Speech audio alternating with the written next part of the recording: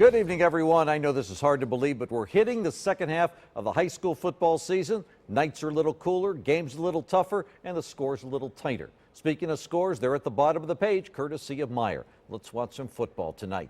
Big crowd over on North Bend Road. St. X and Elder getting together at Loveland Stadium.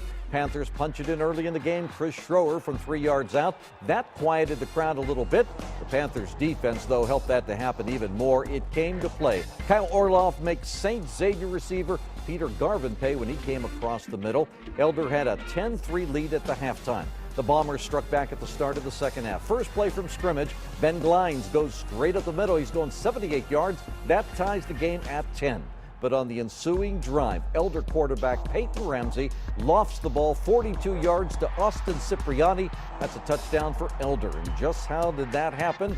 Steve Speck was wondering on the sidelines. Then the Elder defense that made that lead stand up. Another of those Schroer kids. This is Joe with the tackle. Elder is a winner, 23-10.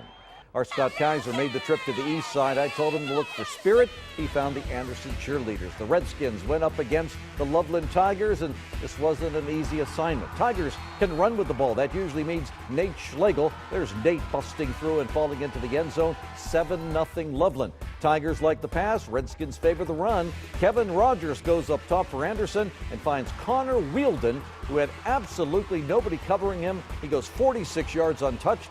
Point after his miss, 7-6 Loveland.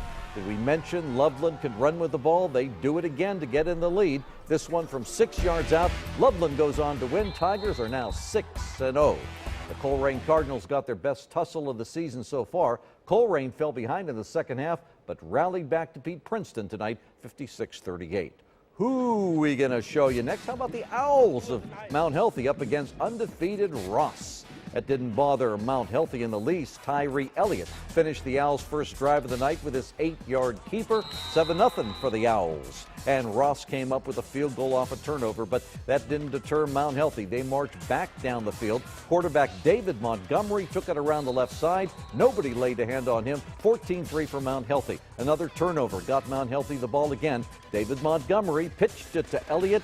He let it fly 33 yards to Malik Tolbert, and Mount Healthy wins this one big. Over to Northwest, Nate Mahan and his undefeated Knights were up 41-7 already at half, so he sat down his starters against Talawanda. Northwest returned the ball all the way down to the Talawanda 35 to start the second. Couldn't score a touchdown, so they called on senior kicker Kyle Kostoff for a 25-yard field goal. Tonight he became the all-time leading scorer in school history. Congratulations, Kyle. Braves got the ball to Mason Kuhn, and he ran it up the middle for one, but Northwest improves to 6-0. It was homecoming at Loveland. The Panthers hosting St. Bernard. The Titans' Brendan Carter takes the reverse. He jukes his way 35 yards before Anthony Boyd is able to come up with a stop on that spin. With St. Bernard leading 12-0, Loveland quarterback Elijah Alexander throws deep to Terrence Hunter. He's taken down after a big gain by Stephen Lowry.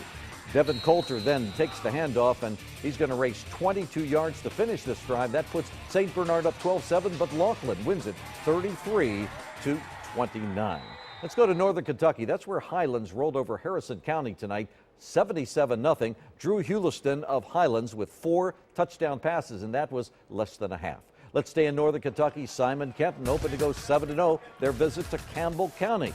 Good start for the Pioneers. Brendan Kuntz with a little pass out to Travis Bryson. Nobody there to stop him from scoring a touchdown. It's 7-0. Then it was Kuntz again with a scramble, and after a while he finds Evan Meenach for the touchdown. Simon Kenton is up 14-0 in this game.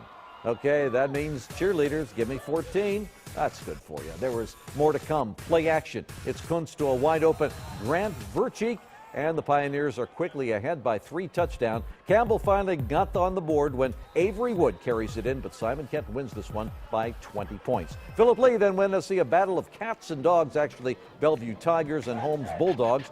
28-16, Holmes at the half. First play of the second half has Jonathan Scruggs showing off some of his moves, slicing and dicing through the Bellevue defense. 64 yards later, he has himself a touchdown. Scruggs wasn't done, though. He makes 4 Bellevue defenders miss tackles here, and then he outruns the best of them for a 41-yard touchdown. Holmes goes on to win tonight 42-36. Boy, he can move. Nice victory tonight for the Lawrenceburg Tigers. They went on the road and beat Rushville. Final 34-0 there. Let's go to Madeira with our still photographer, Kareem Algazar. He was on the 38-yard pass for Indian Hill Braves in the first half, but Madeira struck back in the second. Ball wig to Hopewell on an 8-yard pass. The Mustangs go ahead. Then they took to the ground. Enverson on a 46-yard touchdown run. 14-0 Mustangs at the half. More Madeira. Ballwig to Hopewell on a long third quarter pass. Madeira wins it 28-21. It is halftime. Take a break, sip your drink, and there's more to come when we return.